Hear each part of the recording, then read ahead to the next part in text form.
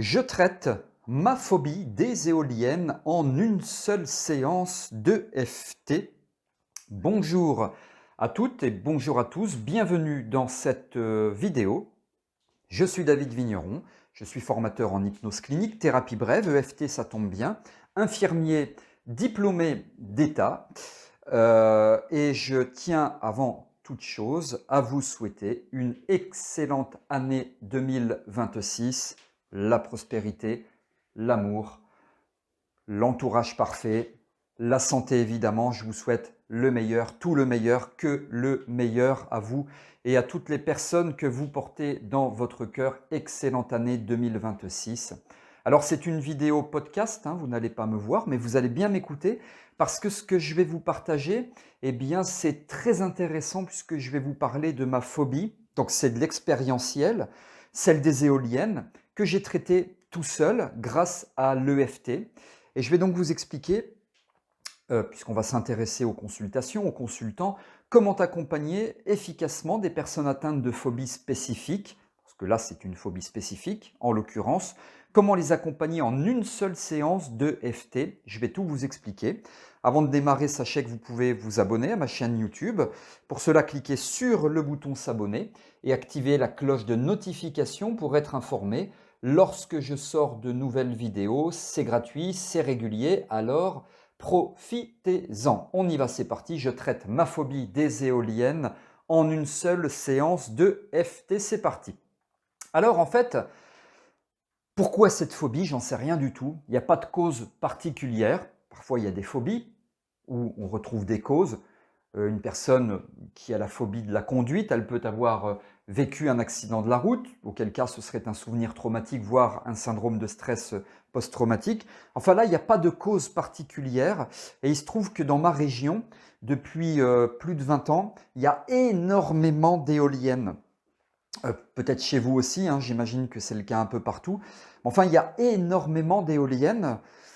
Et donc, c'est difficile quand on a la phobie de se dire non, je ne vais pas passer par la route là, de toute façon c'est de l'évitement et c'est jamais la bonne solution.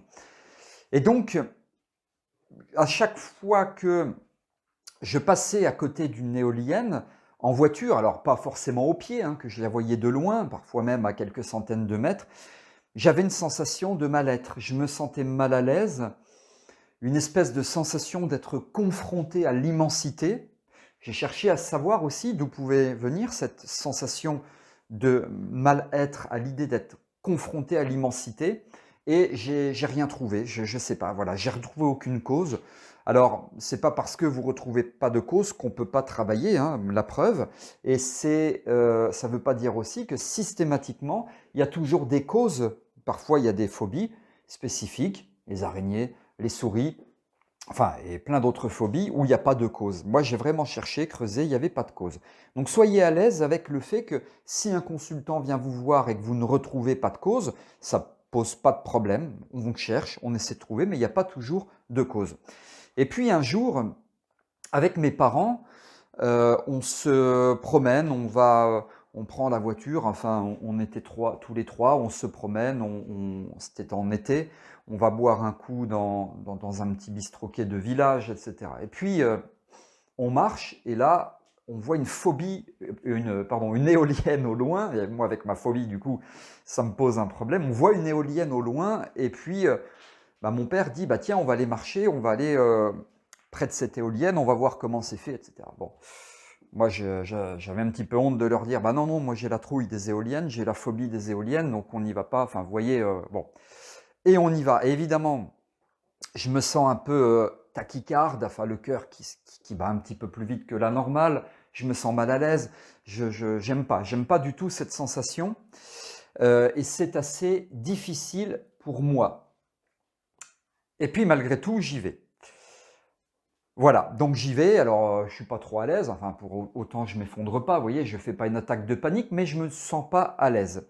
Alors ceci étant, c'est une très bonne chose, parce que moi j'étais déjà à cette époque-là formé à l'EFT, à l'hypnose, etc. Parce que je respire, je suis confronté à l'élément phobogène. Ici c'est facile, confronté à l'élément phobogène, confronté à l'éolienne. D'ailleurs on avait fait une photo avec mes parents sur cette éolienne, enfin au pied de l'éolienne. Et premier secret, vous devez confronter le plus possible, le plus réellement possible, pour que ça fonctionne avec l'EFT, où vous mettiez toutes les chances entre guillemets de votre côté pour que ça fonctionne. Confrontez, excusez-moi, confrontez vos consultants à l'élément phobogène pour conduire à la désensibilisation. Alors confrontez-les à une araignée, une fausse ou une vraie, ou des images ou des vidéos. Confrontez-les à une souris, pareil, vrai, faux, image ou vidéo, à une éolienne, voilà, confrontez-les à l'élément phobogène, ça c'est vraiment très important. Sinon vous êtes dans quoi? Sinon vous êtes dans l'évitement. Et ce n'est pas avec l'évitement qu'on procède à une désensibilisation ou à un traitement, enfin traitement entre guillemets d'une phobie. Donc il faut vraiment, d'une façon ou d'une autre, et c'est le premier secret, confronter la personne à l'élément phobogène. En général, c'est assez facile. Donc je me confronte et je mets donc immédiatement en œuvre deux techniques que je vais vous expliquer.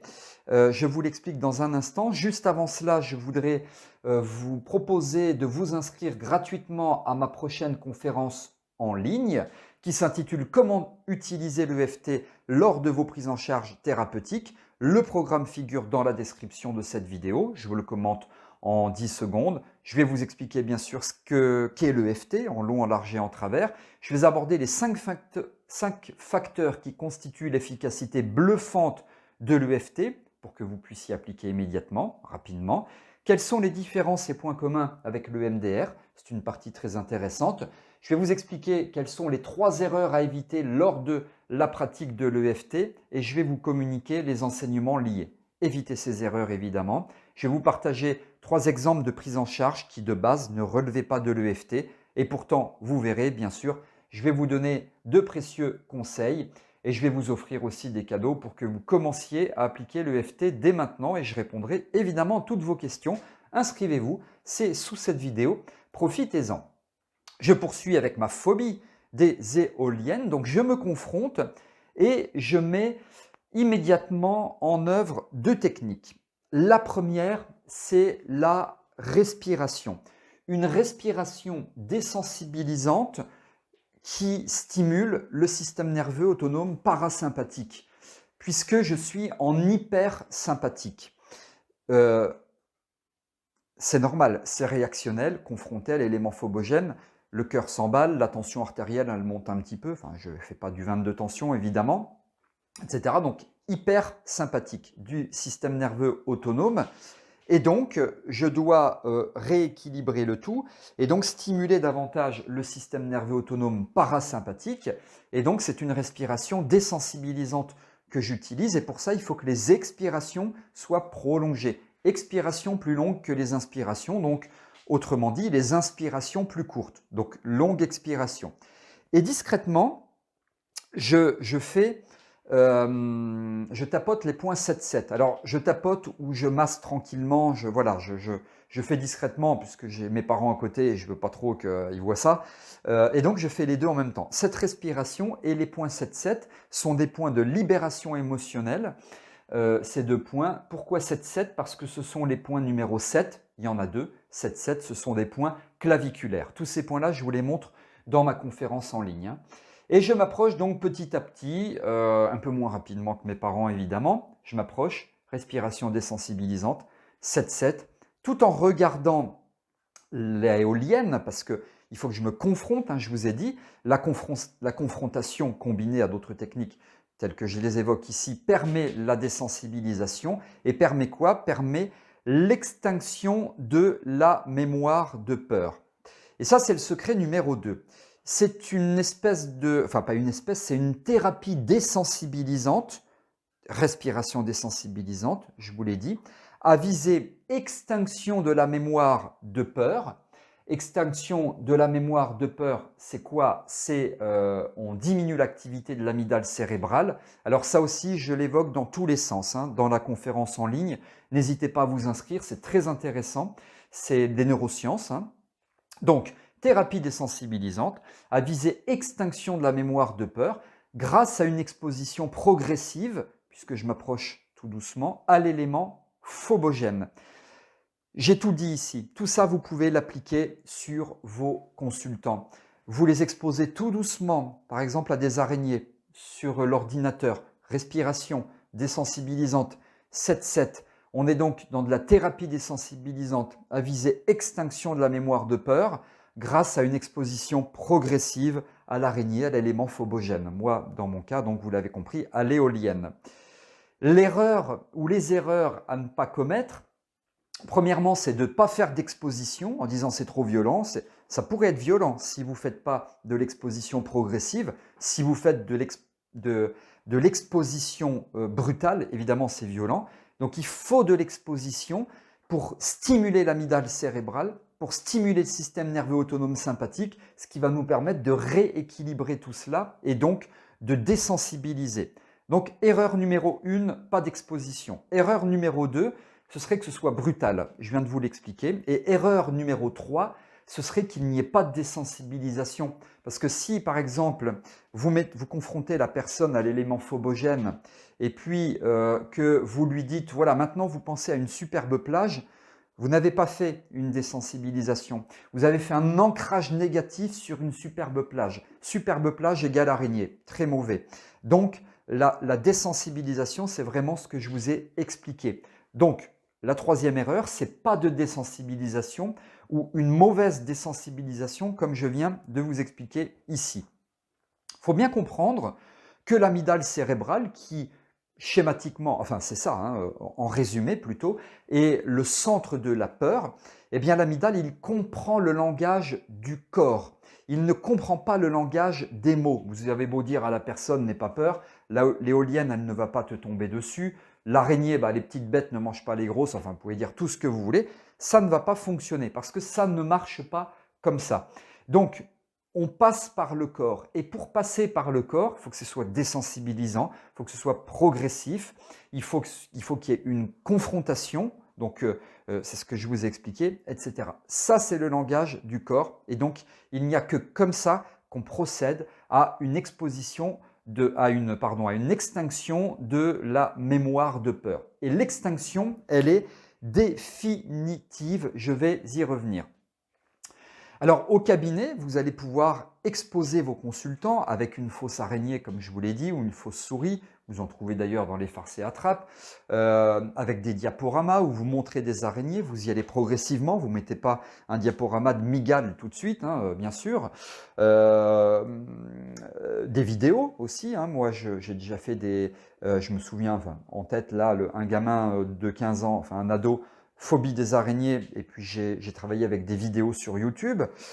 Si c'est une phobie du vide, le vertige, vous pouvez l'exposer à un balcon au premier étage. Ou voilà. Et vous voyez, vous y allez comme ça, progressivement. Souvenez-vous, les 3 erreurs à éviter, pas d'exposition, brutalité et pas de désensibilisation. Ce sont les 3 erreurs. Et vous faites bien comme je vous ai expliqué ici.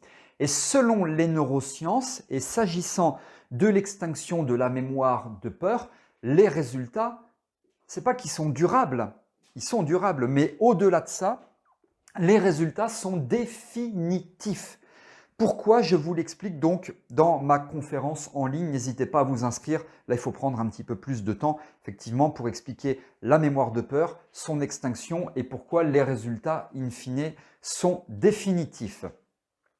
Voilà tout ce que je souhaitais vous expliquer ici. J'espère que vous avez aimé cette vidéo, son contenu. Si c'est le cas, vous pouvez liker en cliquant sur le pouce bleu. Si vous avez des remarques, commentaires, suggestions ou autres, vous pouvez m'en faire part. Je réponds à toutes vos questions sans intermédiaire. C'est moi qui vous réponds. Et enfin, inscrivez-vous à ma conférence en ligne. On va parler ensemble en long, en large et en travers d'EFT. Je vais vous montrer tous les points. On va parler d'extinction de la mémoire de peur, ce qui se passe au niveau du cerveau. Enfin bref, on va aborder plein de choses. Merci de m'avoir écouté. Je vous donne rendez-vous dans de prochaines vidéos avec grand plaisir. À très bientôt.